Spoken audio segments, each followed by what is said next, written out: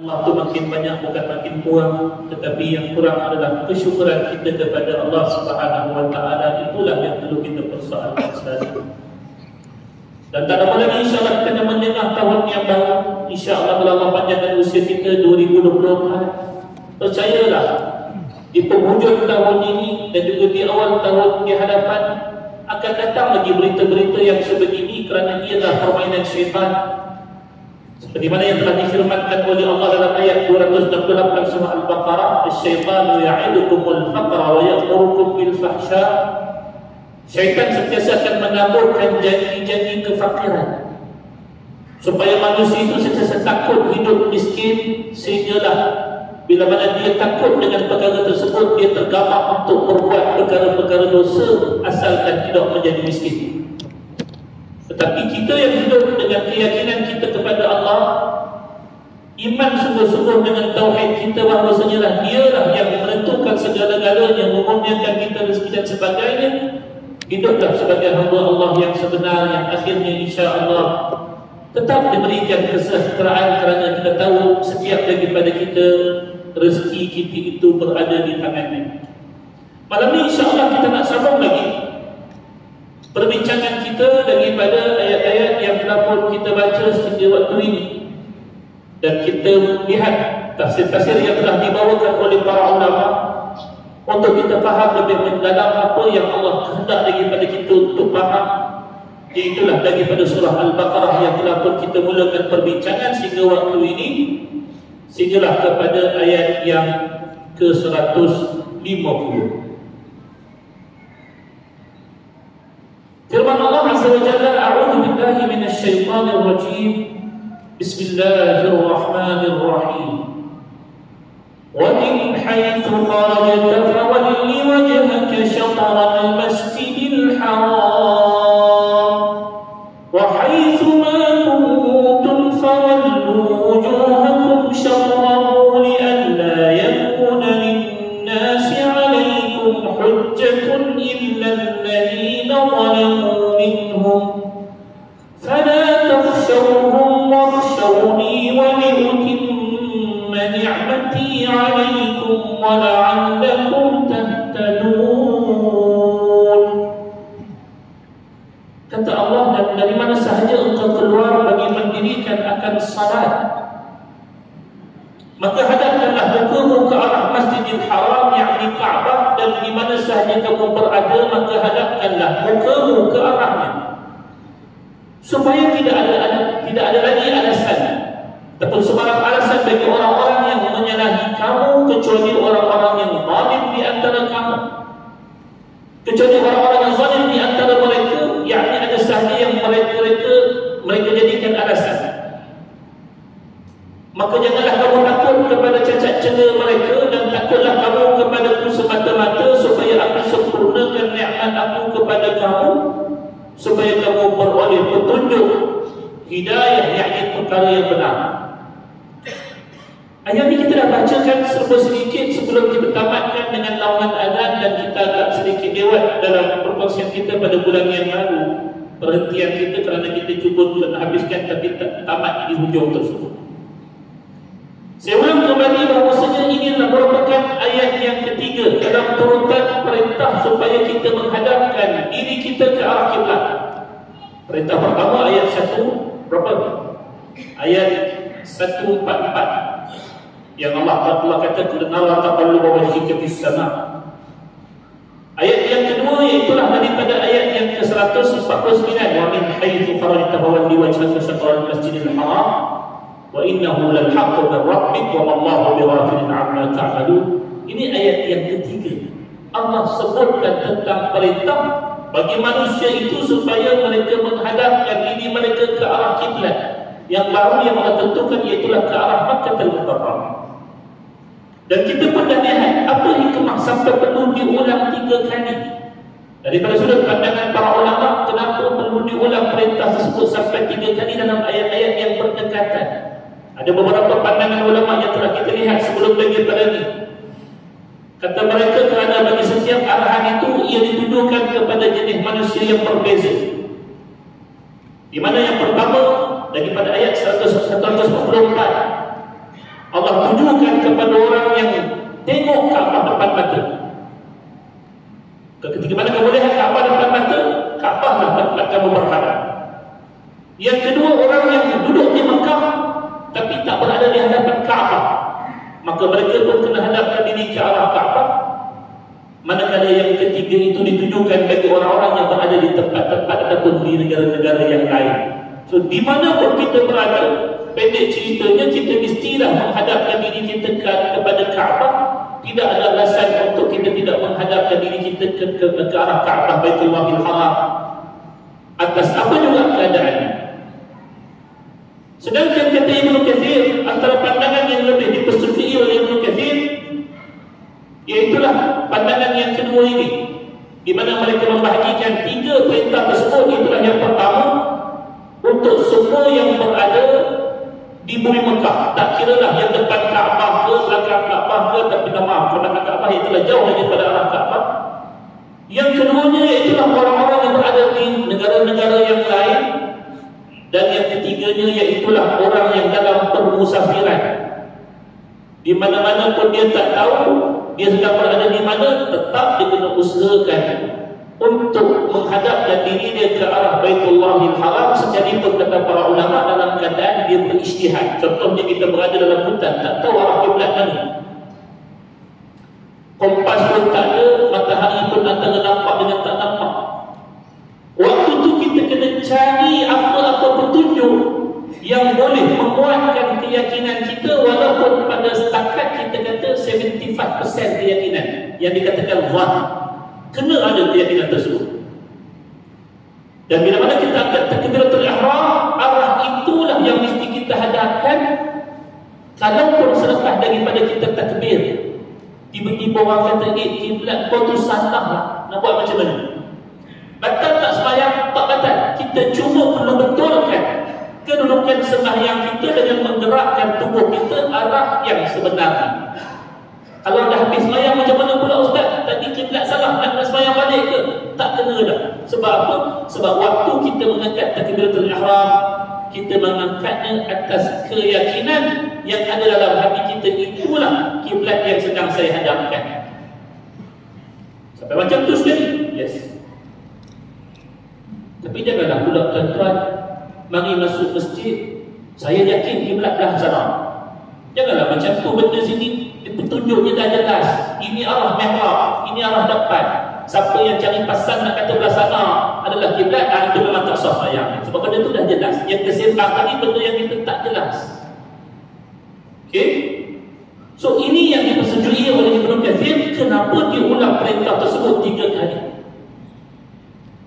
Dan dengan pematuhan umat Islam atas perintah ini, di mana pun mereka berada, kalau kita tahulah sejarah turunnya ayat perintah penukaran kiblat ini, pertukaran kiblat itu tidak berlaku serentak. Contohnya, kita tahu peristiwa yang pertama berlakunya pertukaran kiblat ini, ia berlaku di kawasan yang didiami oleh Bani Salamah. Di mana tempatnya? Iaitulah di bumi Qiblatain yang hari ini kalau tuan-tuan pergi buat umrah, orang kata Masjid Qiblatain. Dekat situlah tempat pertama berlakunya pertukaran kiblat. Ada dua pandangan, ada yang kata ia berlaku di waktu Zuhur, ada yang kata dia berlaku di waktu Asar.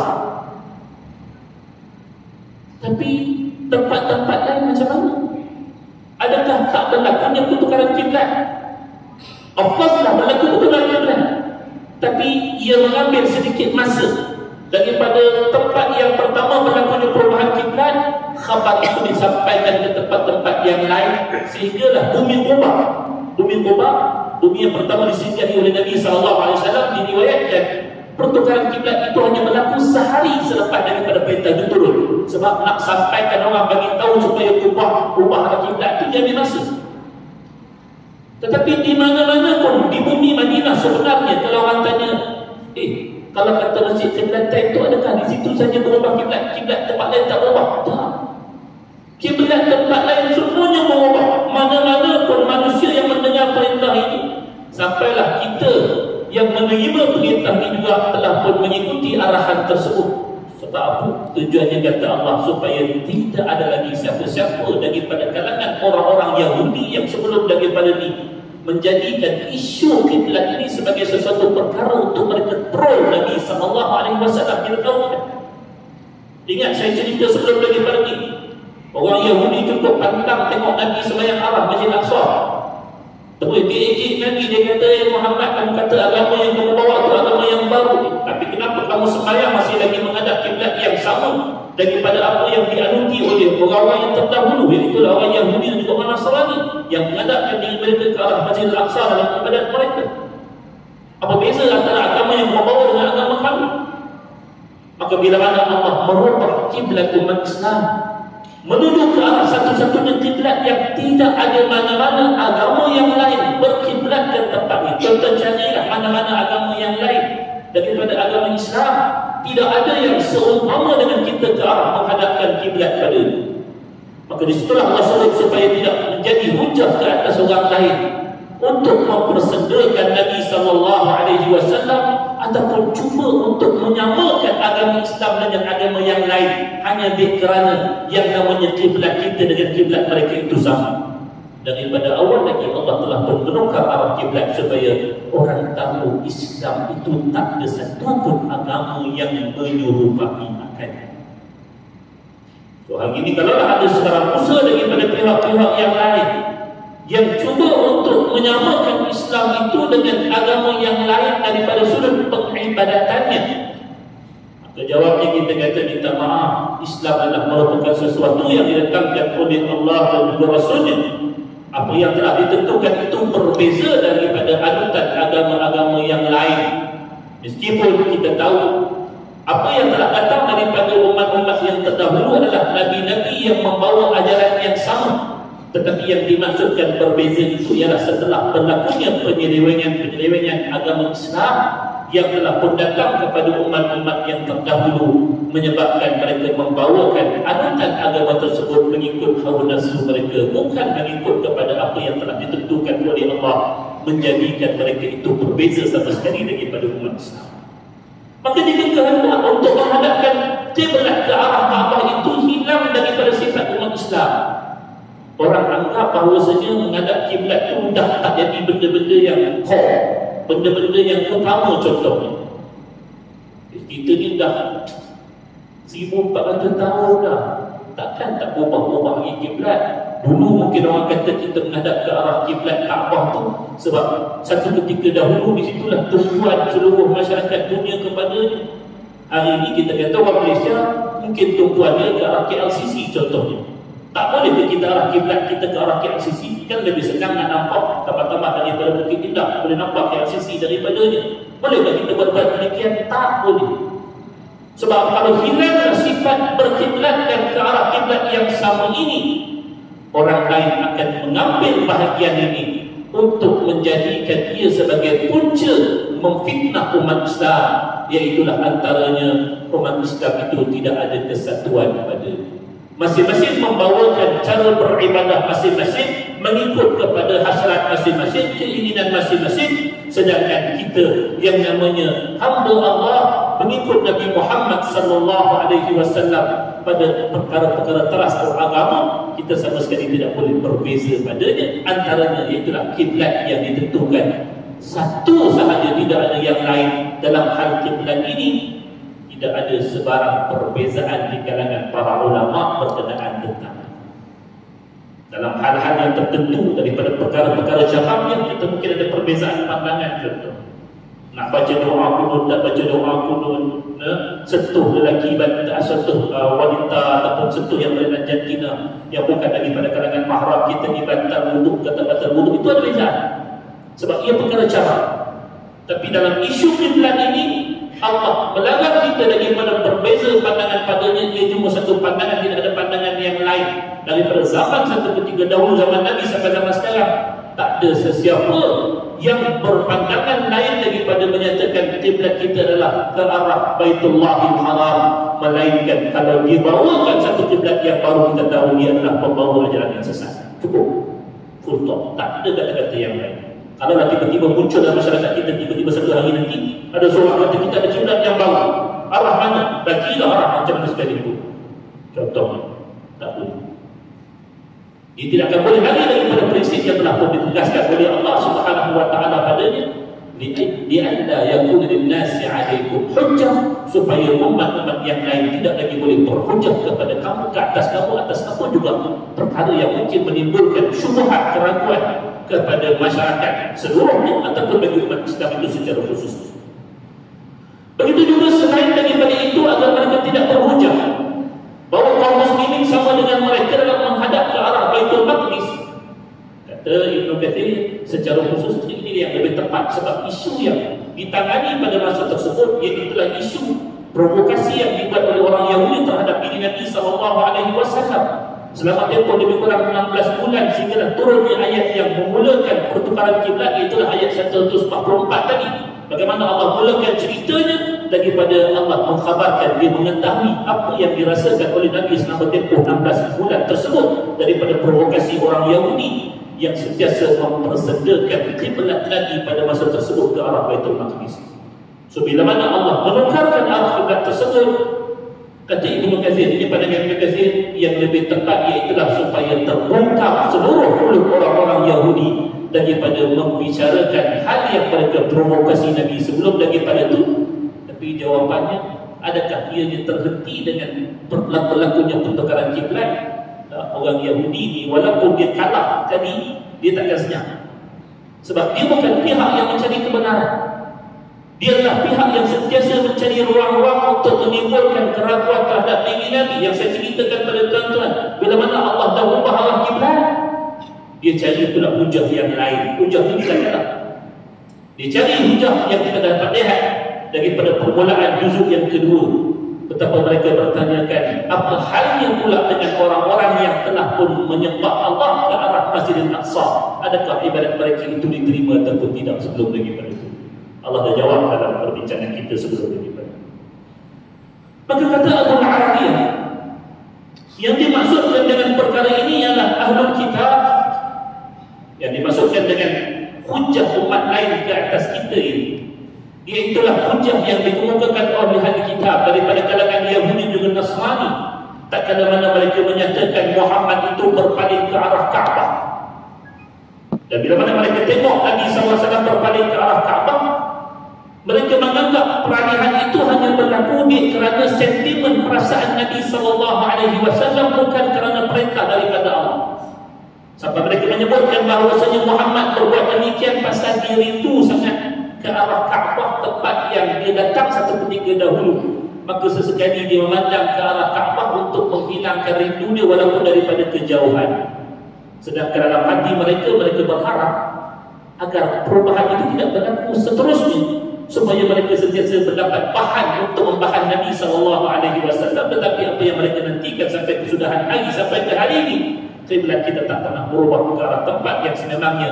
Datangnya perintah tersebut bukan kerana kerinduan Nabi terhadap Kaabah, bukan kerana keinginan Nabi semata-mata untuk menghadapkan diri baginda ke arah Kaabah, tetapi ia datang sememangnya datang daripada perintah Allah yang Maha Tahu segala kebaikan untuk umat ini yang Allah nak berikan pengkhususan kepada mereka, tidak diberikan kepada umat-umat yang lain. Sekurang-kurangnya ahli kitab yang namanya Yahudi dan Nasrani berkongsi kiblat yang sama sehingga ke hari ini.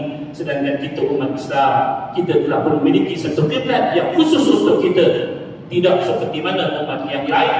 Meskipun begitu, seperti mana yang saya sebutkan kepada tuan-tuan, dengan beralihnya arah kiblat kita ke arah Kaabah bukan berarti kita melepaskan kiblat tersebut untuk yang lain daripada kita dalam bentuk kependudukannya, kepemilikannya. Kerana ia adalah merupakan kiblat para anbiya satu ketika dahulu. Ia merupakan tempat yang telah dibina oleh para nabi yang kita imani semenjak satu ketika dahulu lagi.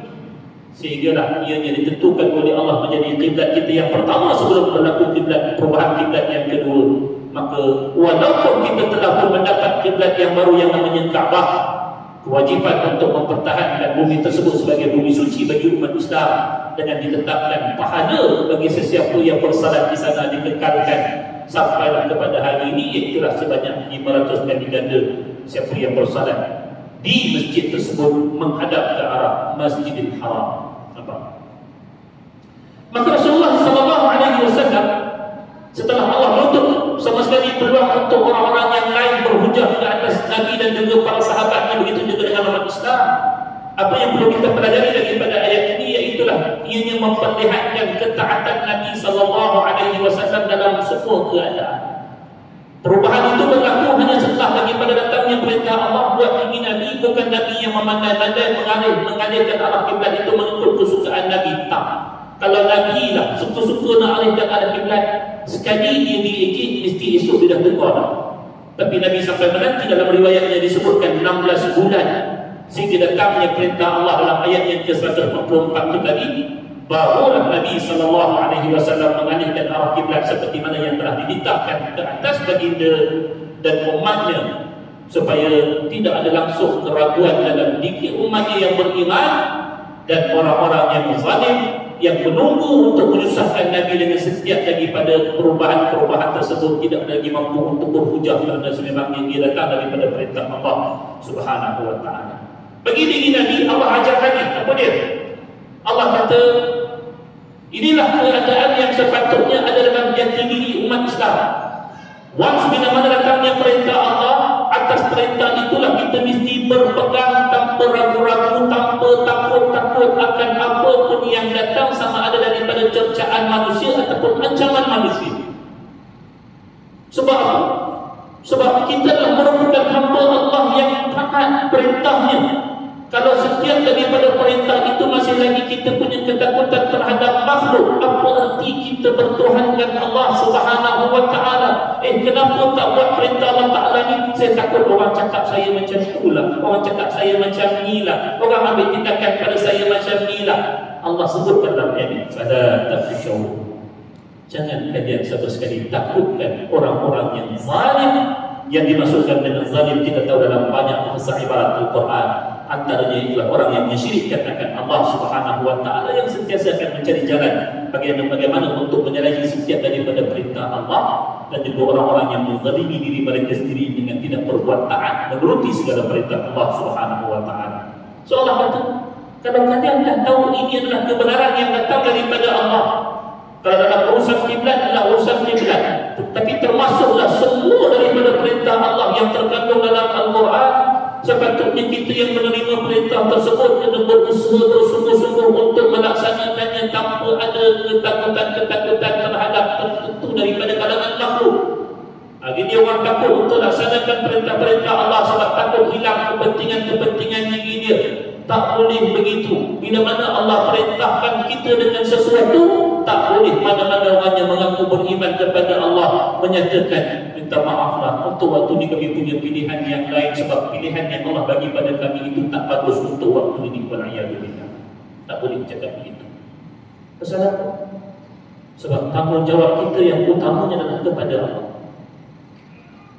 Tanggungjawab kita yang pertama adalah kepada Allah. Kita akan berjawab kepada Allah atas apa yang telah diperintahkan kepada kita.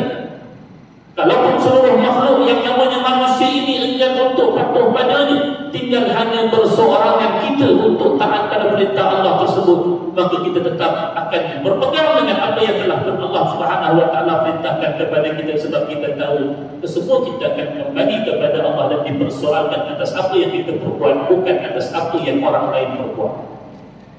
Barulah di situ akan ada keizzahan ummah seluruh. Tapi kalau kita setiap daripada perintah Allah, tak kira lah daripada kita kata perintah kiblat, ini arah kiblat yang mesti kita hadapkan diri kita. Contohnya kita kata masjid kita ni kita nak buat betul-betul kiblatnya begini, tiba-tiba adalah halangan-halangan yang tertentu yang datang daripada pertimbangan pihak-pihak yang lain. Dia kata, minta maaf, awak punya masjid tak boleh buat straight ke arah kiblat, awak kena unjuk sikit bagi kata arah yang sikit berbeza, satu darjah punya dirah. Dia kata, contoh, adakah kita mesti mengikut kata dia? Tak boleh.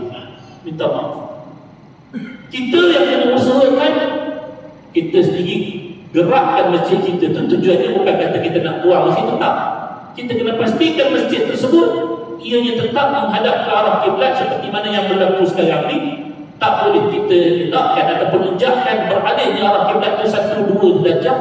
Tujuannya semata-mata untuk berkehendak ataupun tujuan kita hendak memenuhi kehendak orang lain yang cuba untuk nak menyelewengkan kiblat walaupun cuba pada perkiraan 1 darjah. Sebab kita tahu kalau kita berada di jauh daripada Kaabah ni, Kalau kita lari satu darjah pun daripada arah kejauhan ini, sebenarnya kita akan lari beberapa darjah yang besar tak kala mana kita berhadapan dengan Kaabah secara terdepan. Kita tahu siapa-siapa yang membaca kompas, kalau kita sesat dalam hutan, permulaan untuk kita nak bergerak menuju ke arah jalan yang benar, kita kena tentukan arah yang tepat. Hatta 1 degree itu pun kalau boleh jangan kita salah. Sebab apa? Sebab 1 degree yang salah, penghujungnya akan membawa kita semakin melebar dia punya jarak jauh ataupun jarak tepat tersebut, menyebabkan akhirnya kita akan tersesat daripada connecting point yang berikutnya yang kita akan sampai kepada matlamat kita. So maka begitulah yang Allah tentukan bagi kiblat kita.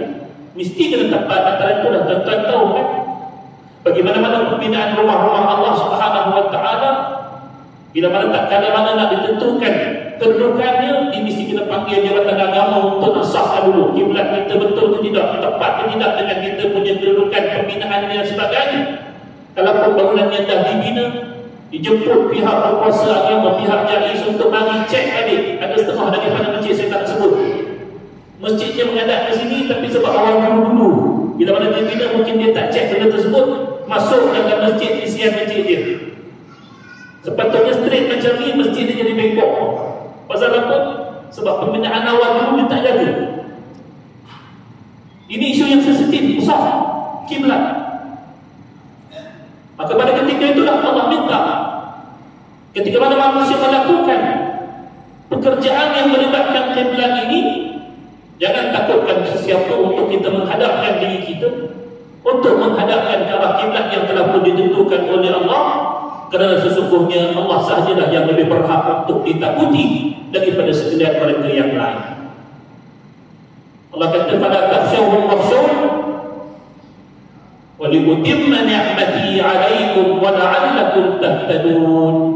Allah kata, Allah perintahkan kepada kita setelah kita beroleh arah kiblat kita itu ke arah Masjidil Haram, yang mana ianya merupakan dunia nikmat yang telah saya sebutkan kepada tuan-tuan tadi. Kalau kita jelas dengan nikmat Allah tersebut, apa dia? Antaranya itulah kita dapat merasakan perbezaan kita beragama berbanding dengan agama yang lain yang menghadap ke arah kiblat yang lain. Tak ada mana-mana agama di dunia yang menghadap ke arah kiblat melainkan cuma umat Islam semata-mata.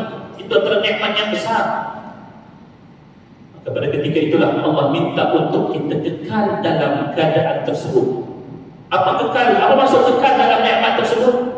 Kalaulah kiblat kita itu adalah satu bentuk yang eksklusif bagi cara kita beribadah, tidak bercampur aduk dengan ajaran-ajaran yang lain, maka sewajarnya nikmat itu dikekalkan untuk kita, bukan untuk menyatakan bahawasanya Islam ini tidak boleh dibukakan untuk ditakwahkan kepada orang lain, tetapi ianya menghalang kita daripada mencampur adukkan mana-mana syariat Islam dengan syariat-syariat yang lain. Kerana eksklusifnya syariat Islam itu Allah datangkan untuk umat Nabi Muhammad sallallahu alaihi wasallam sebagai satu kemuliaan untuk mereka. Tidak ada mana-mana yang menyerupai mereka, sehingga menyebabkan yang lain tidak punya pilihan melainkan sepatutnya mereka menyertai Islam. Walaupun orang Yahudi, orang Kristian, mereka berbalah untuk nak merebut pengikut-pengikutnya, contoh. Tapi kedua-duanya mungkin ada beberapa persamaan daripada jalan beragama mereka. So kalau nak ikut Yahudi boleh, nak ikut Nasrani pun boleh, kerana ada beberapa persamaan yang menyatukan mereka dalam urusan peribadatan mereka. Tetapi berbeza daripada umat Islam. Bila mana kamu join Islam, ya, asal akidah kita semua sama. Maksudnya adalah kepada Allah Tuhan yang satu. Tetapi syariat yang mesti kalian turuti itulah syariat Nabi Muhammad, tidak ada yang lain. Sebab apa? Sebab itulah saja syariat yang dibenarkan untuk umat akhir zaman bersama-sama dengannya dan melakukan peribadatan di atasnya. Adapun sekalian yang lain itu ditolak oleh Allah Subhanahu wa taala, seperti mana dalam firman-Nya, "Wa may yabtaghi ghayra al-islam dinan falan yuqbala minhu wa huwa fil akhirati minal khasirin." Siapa yang cari selain daripada cara hidup Islam yang telah pun ditentukan oleh Allah, yang telah ditunjukkan oleh baginda Nabi sallallahu alaihi wasallam, maka Allah takkan terima biar sehebat mana pun alasan-alasan yang diberikan. Tambah-tambah hari ini bila mana dakwah-dakwah yang disampaikan oleh kumpulan-kumpulan yang menyeru ke arah terorisme dan juga liberalisme, ianya telah pun dimomokkan kepada masyarakat kononnya untuk membentuk kesatuan yang dapat memecahkan tembok yang memisahkan di antara umat yang berbeza agama ini supaya dapat hidup aman dan juga damai. Alasan tersebut untuk dalam keadaan beragama tidak boleh diterima, kerana ibadat itu adalah sesuatu yang eksklusif yang Allah Subhanahu wa taala tentukan bagi kita umat Nabi Muhammad. Cara kita yang mesti kena berbeza daripada umat-umat yang lain, di mana ia juga adalah ditunjukkan kepada kita petunjuk yang mana ia tunjukkan kepada umat yang lain bahawasanya mereka itu telah pun menyimpang daripada jalan yang kemuliaan yang telah pun Allah berikan kepada umat ini.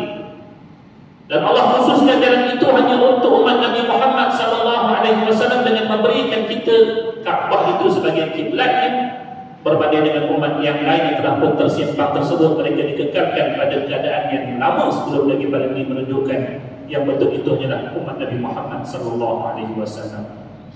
Ayat begini kalau kita ucapkan, orang tak boleh kata ianya adalah ayat perasaan.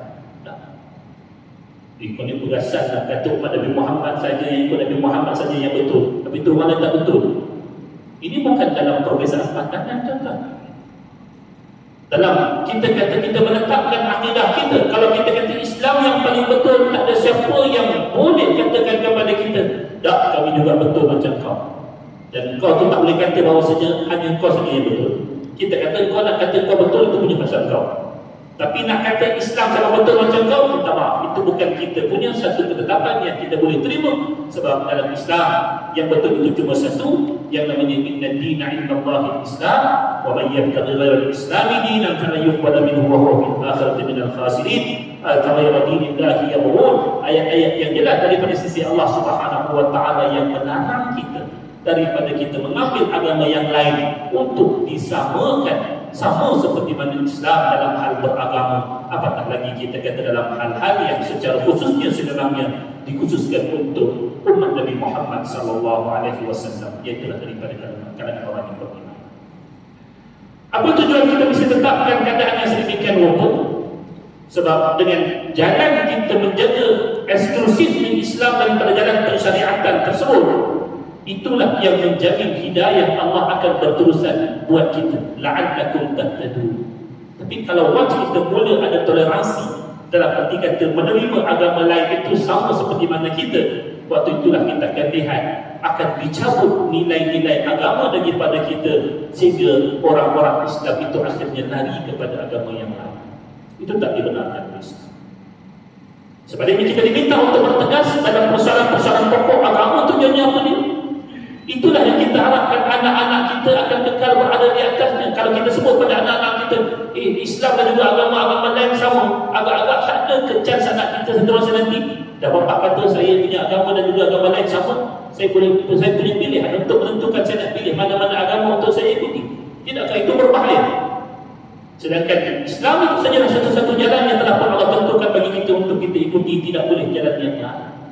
Kenapa Allah meminta kita untuk menjaga eksklusifnya Islam ini? Sebab itulah jalan yang Allah sebutkan dalam ayat ini, la'allakum tahtadun. Mudah-mudahan dengan kita menjaga eksklusifnya Islam tersebut daripada jalan peribadatannya ini, itu yang akan menjamin hidayah itu kekal dalam diri kita dengan janji daripada Allah Subhanahu wa taala. Itulah nikmat yang sebenarnya nikmat yang besar. Iaitulah nikmat Allah menetapkan kiblat kita lain daripada kiblat umat-umat yang lain, itulah ke arah Kaabah. Dan Allah gambarkan keadaan tersebut sama seperti mana satu keadaan yang lain yang Allah nyatakan dalam ayat yang berikutnya. Allah kata, "Kama arsalna fiikum rasulan minkum yatlu 'alaikum ayatina wa yuzakkikum wa yu'allimukumul kitaba wal hikmata wa yu'allimukum ma lam takunu ta'lamun." Ketahuilah bahawasanya nikmat perkiblatkan Kaabah yang kami berikan kepada kamu itu, ianya sama seperti nikmat kami memutuskan kepada kamu seorang rasul daripada kalangan kamu, iaitulah Nabi Muhammad SAW, yang membacakan ayat-ayat kami kepada kamu dan membersihkan kamu daripada amalan syirik dan maksiat. dan yang mengajarkan kepada kamu kandungan kitab Al-Quran serta hikmah kebijaksanaan dan mengajarkan kamu apa yang belum kamu ketahui. Kita tak nampak beriman kepada kiblat itu salah satu daripada rukun iman. Yang kita nampak beriman kepada Rasul, salah seorang daripadanya itulah Nabi Muhammad sallallahu alaihi wasallam. Tetapi Allah menyamakan keimanan kita dan juga ketaatan kita terhadap perintah Allah untuk menghadapkan diri ke arah kiblat. Ia sama seperti mana kita beriman dengan Rasul yang telah diutuskan oleh Allah. Kerana Rasul itulah yang telah pun membawakan perintah kepada kita supaya menghadapkan diri ke arah kiblat sebenarnya. Di mana Allah Subhanahu wa taala dalam ayat ini mengingatkan kepada hamba-hambanya yang beriman akan nikmat yang telah dikurniakan kepada mereka. Antaranya iaitulah keputusan Nabi Muhammad sallallahu alaihi wasallam sebagai rasul kepada mereka, yang mana Nabi ini dialah yang telah pun membacakan ayat-ayat Allah Taala, antaranya ubah arah kiblat kamu. Dan ia disampaikan oleh Nabi tersebut dengan jelas. Nabi tak selindung-selindung, Nabi tak berlapis-lapis sampai orang tak faham. Tak. Nabi sampaikan clearly stated, dinyatakan dengan jelas, dan menyucikan mereka daripada pelbagai keburukan akhlak, kotoran jiwa serta segala perbuatan kaum jahiliyah, dan mengeluarkan mereka daripada kegelapan menuju dunia yang terang benderang. Itu nikmat Allah Subhanahu wa taala. Kalau kita tidak menghargai nikmat ini dengan kita menyamaratakan ajaran Nabi Muhammad ini dengan yang lain daripadanya, maka seolah-olah kita tak menghargai keputusan Allah, Nabi yang telah pun mengajar kita dengan kejelasan beragama yang menyebabkan kita tahu Islam itu berbeza daripada agama yang lain, dan mengajarkan kepada mereka apa yang tidak mereka ketahui. Sedangkan sebelum daripada kehadiran Nabi, kalaulah Nabi tidak menyampaikan wahyu daripada Allah, kita tahu manusia akan hidup dalam kebodohan yang sangat-sangat dahsyat yang disebutkan sebagai jahiliyah. Kebodohan bukan kerana mereka tidak mengetahui akannya, tetapi kebodohan yang disebutkan mereka menggelapkan mata mereka daripada kebenaran yang terbentang di hadapan mereka, hasil daripada ajaran para Nabi yang terdahulu mereka ketepikan, dan mereka memilih untuk berhidup dengan hawa nafsu semata-mata dan tidak mempunyai tata krama dalam bicara mereka. Pasal apa? Sebab kehidupan mereka hanyalah berpaksikan kepada hawa nafsu, bukan berpaksikan kepada kebenaran kitab yang telah diturunkan oleh Allah kepada mereka. Sehinggalah Al-Quran yang terakhir diturunkan kepada umat ini, mereka tidak memperdulikan akan.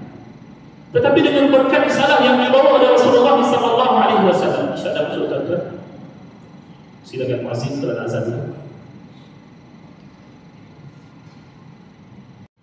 Keputusan Nabi SAW yang diterima oleh sebahagian daripada umat manusia dengan beriman dan mematuhi perintah-perintah Nabi ini, akhirnya menjadikan satu umat yang seketika dahulu dipandang oleh masyarakat dunia sebagai bangsa kelas ketiga. Orang Arab pada seketika dahulu mereka adalah bangsa kelas ketiga. Bangsa kelas pertama disebutkan sebagai orang Romawi, orang Rom. Bangsa kelas kedua orang Persia. Bangsa kelas ketiga barulah pergi kepada Arab dan juga bangsa-bangsa yang lain.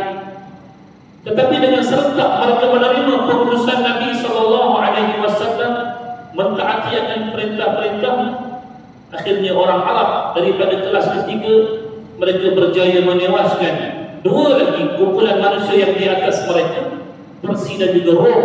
Kedua-duanya jatuh, yang akhirnya melonjakkan para sahabat Nabi dan juga pengikut-pengikut baginda menjadi tempat yang teratas daripada manusia, bukan sekadar kita kata dengan keupayaan dan juga kekuasaan mereka, tetapi daripada sudut akhlak, daripada sudut kita kata pengibadatan, daripada sudut cara beragama, cara kehidupan masyarakat mereka.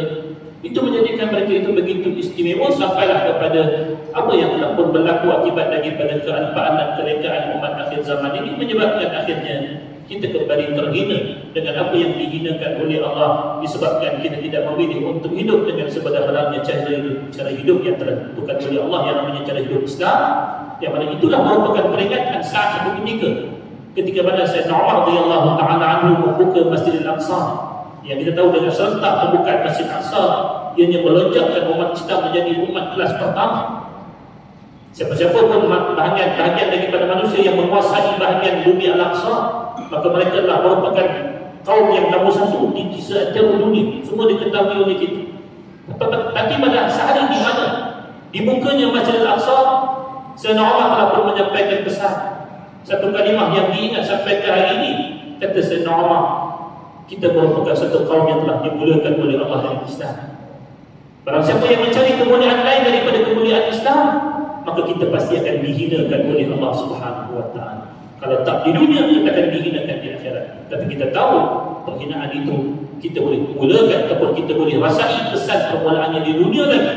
Bagaimana bila mana masyarakat menjauh daripada kehidupan beragama yang sebenar, atas apapun alasannya, kita mungkin boleh menyalahkan orang di sana dan juga orang di sini. Tetapi persoalan beragama ini adalah persoalan individu yang masing-masing akan berjawab di hadapan Allah. Tidak ada alasan yang lain yang boleh kita gunakan untuk kita nak selamatkan diri kita daripada beramal dengan amalan yang lain daripada amalan Islam. Sebaliknya, kita akan ditanyakan soalan tersebut secara peribadi. Menyalahkan orang lain mungkin memberikan satu merit daripada diri kita untuk nak menyalahkan orang lain, tetapi ia bukan merit untuk diri kita nak menyelamatkan diri kita daripada azab Allah saat kita ditanyakan dengan amalan-amalan agama yang kita mesti melaksanakan dalam hidup kita, bukan pada diri orang lain. Tetapi mereka yang mengikuti Nabi SAW, jelas setiap yang benar-benar mengikuti Nabi SAW, syariatnya, jalan agamanya, satu-satunya yang tidak ada lain lagi padanya, mereka itulah yang akan dimuliakan oleh Allah Subhanahu wa taala. Sehinggalah Ibnu Abbas radhiyallahu taala anhu dalam menyatakan tafsiran berkenaan tentang ayat ini, kata Ibnu Abbas, nikmat Allah yang beruntun keputusan Nabi Muhammad sallallahu alaihi wasallam ini adalah merupakan satu nikmat yang besar.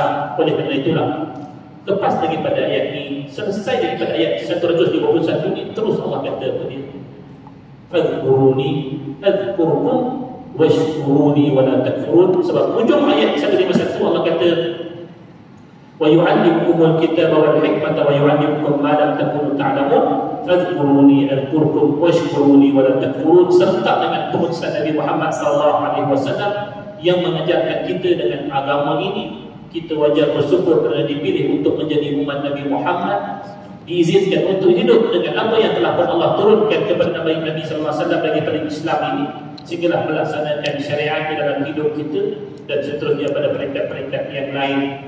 Maka datang itulah apa yang telah Allah rezekikan kita daripada nikmat ini, ia perlu sentiasa disyukuri. Bagaimanakah jalan bersyukur tersebut? Allah sebutkan dalam ayat berikutnya, fadhkuruni adhkurkum washkuruni wa la takfurun. Oleh itu ingatlah kamu kepada aku dengan mematuhi hukum dan undang-undangku, supaya aku membalas kamu dengan kebaikan, dan bersyukurlah kamu kepadaku dan janganlah kamu kufur akan nikmatku. Inilah pernyataan yang menggambarkan tentang tuntutan syukur itu perlu dilaksanakan dengan jalan yang telah Allah tentukan. Apa kaitan syukur kita dengan keputusan Nabi dengan ingat Allah?